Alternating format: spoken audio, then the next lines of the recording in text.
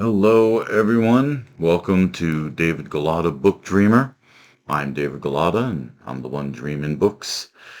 Just down here in the below decks, wanted to say first off, I want to thank everyone who showed up to the Canamed Festival in the Poconos. It was a fantastic time. I had a great time. It was wonderful. Sold quite a few books, sold some posters too, and some of Christina Zerilli's bookmarks, which were lovely. Everything went very, very nicely. It was a really, really lovely festival. Very, very, very fun. So I do highly recommend it. I believe they're going to have another one next year. I will be there, and so should you.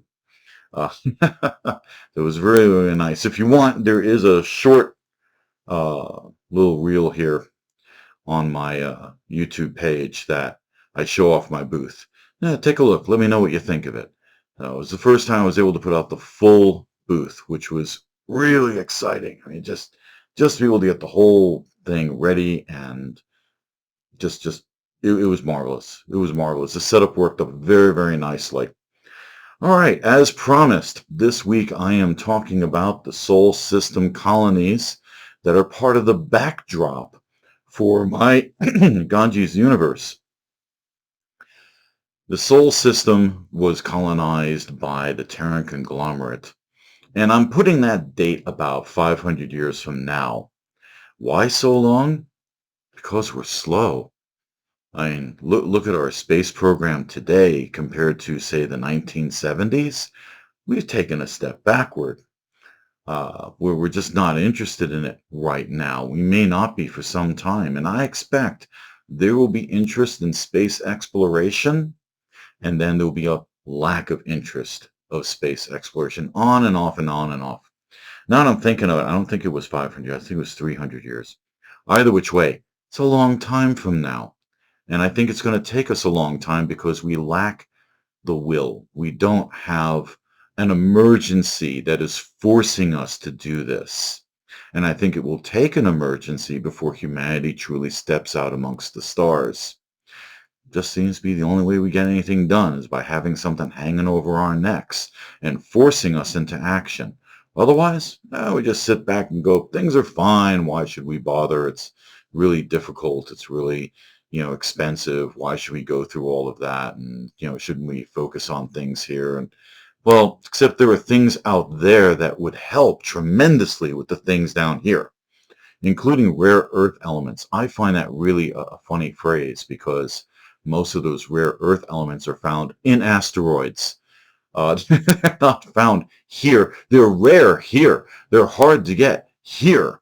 But up there, no. Lots of asteroids with all kinds of things that we use today, and we could mine them without having all of the environmental impact issues that we have today with mining. So, yeah, we could use some of the things out there. You want solar power? You want real solar power? Guess what? You got to be above the atmosphere. But because these things are not quite emergency enough for us to get our act together, I figured in writing my books that Ganges was built about 400 and some odd years from now, and at that point, all of the inner system moons and some of the planets were also colonized. And let's go through them. First off, there's Mercury. Mercury being one of the later editions of the Terran Conglomerate, in its wisdom, decided that Mercury should be a power station very near the sun. They were able to create very hardy panels that were able to absorb that sunlight at such a close distance. It really produced a tremendous amount of power that could then be shipped to other colonies. Instead of building huge generators, instead the idea was to ship massive batteries. And then once those batteries were spent, they would be shipped back to Mercury. This took a lot of people. And so the far side of Mercury had roaming stations. Mercury is tidally locked with the sun, so it doesn't really spin. It's always facing the sun. So the dark side of Mercury was where they set up the colonies, and the bright side was they used that for generating power. Venus was never quite colonized. Uh, to terraform Venus, because of its atmosphere and its closer proximity to the sun, created too many headaches for the Terran Conglomerate, and they could not agree on how they would do it. In the meantime, the atmosphere of Venus was a wonderful little stew pot for experimentation and industrialization. So instead of actually colonizing the surface, the Terran Conglomerate put a ring around the planet that could be used as an industrial colony. Mars, well, they terraformed it once. That failed. They terraformed it twice. That also failed. And finally, well, I guess third time was a charm, although it never quite met the grandeur that they were hoping for on Mars.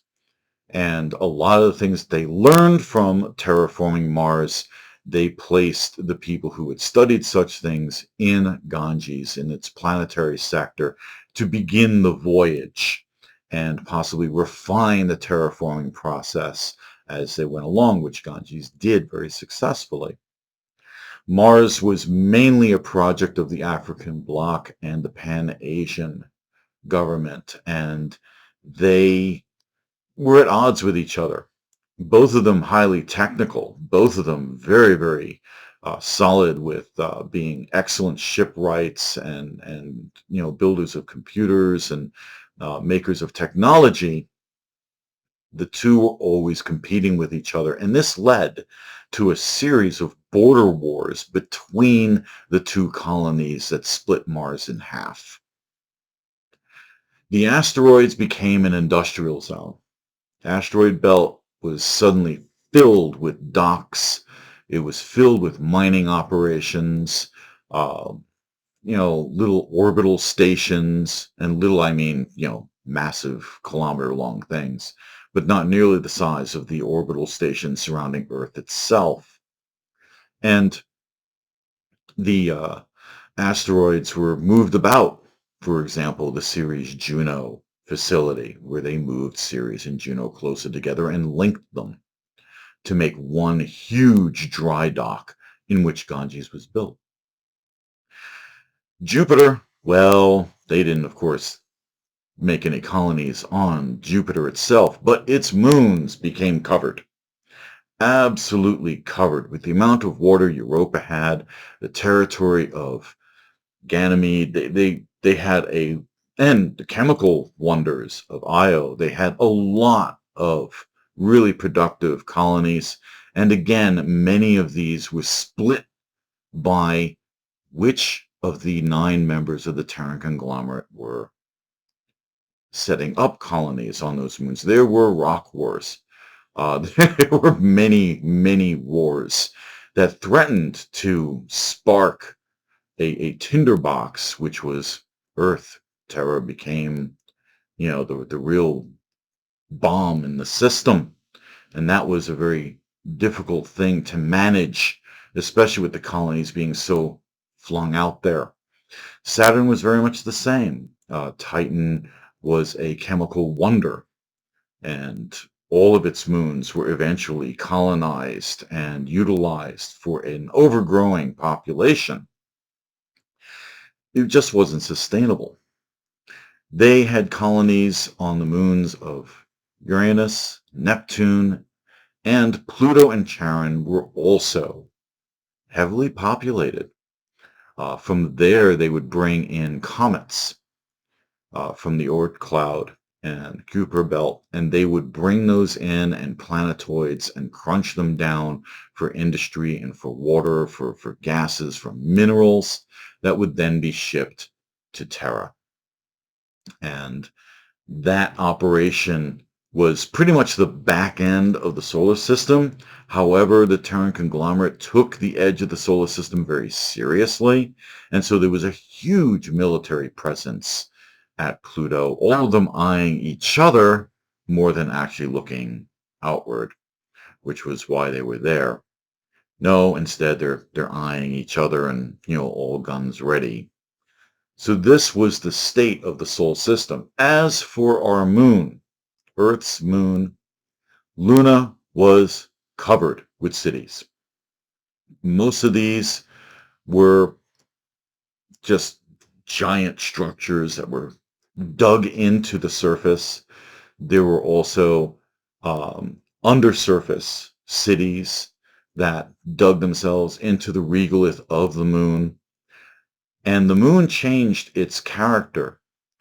We put up a lot of solar panels over it, just covering over features, filling up craters with telescopes, filling up craters with solar panels.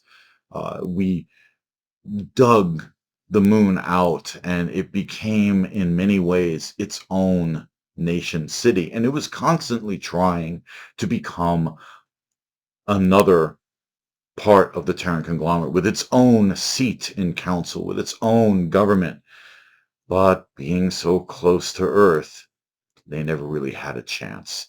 The military presence of the moon and the military advantages that the moon provided were just too much for the lunar residents themselves.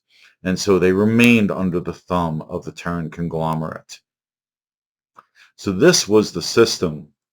This was the Sol system when Ganges launched.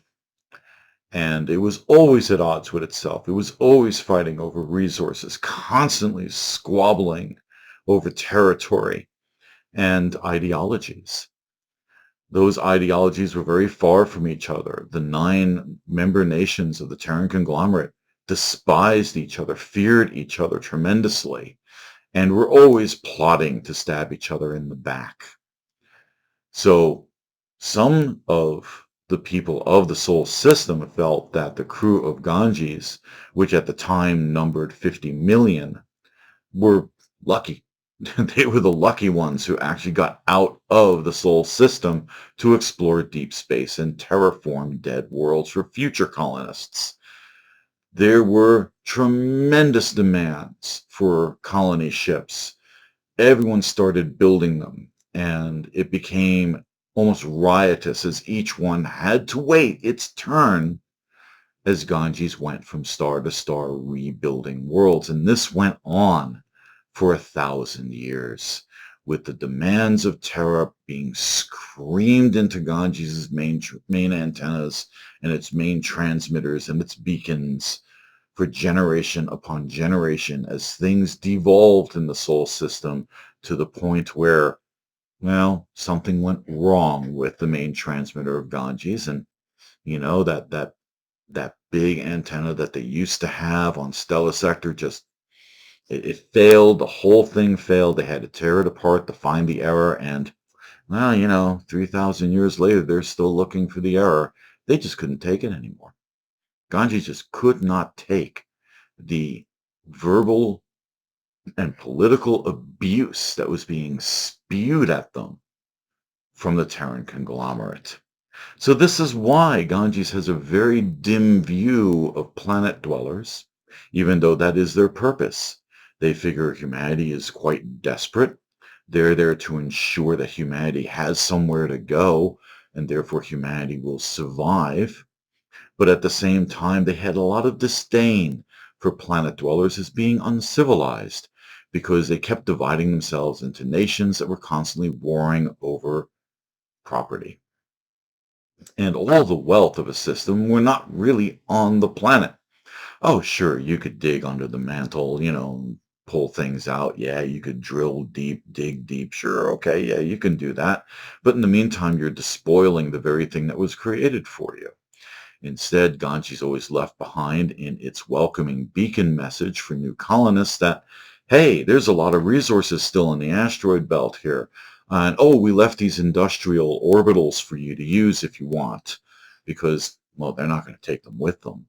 So rather than, waste all of these facilities that they had used to build this world, now they left them for the colonists, so the colonists wouldn't ruin what had been made for them and would venture forth further into whatever stellar system they were in to find resources that wouldn't destroy their new world.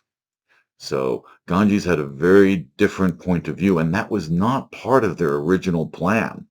They did not do that for the first planet that they had terraformed, nor the second. That tradition of leaving behind the industrialization that they had used to rebuild that planet, all of which was in orbit, started with Planet 3. And that was after the mutiny that led to the awakening. So again, I hope you guys enjoyed this little bit of prehistory. We're going to have another one. We're going to go back to the Sol system again and talk about the age of piracy, which Ganges knew nothing about, but is part of a deeper storyline that I am working on as we speak. So we'll talk about that next week. Thank you all for watching. Please do subscribe and feel free to share all of these videos. I like to keep them unedited so it seems like a live performance, though YouTube says I don't have access to live. I don't know why, but well, they're lost. So thank you very much. And if you have any questions or comments, please leave them below. All right. Thank you all for watching and happy reading, everyone.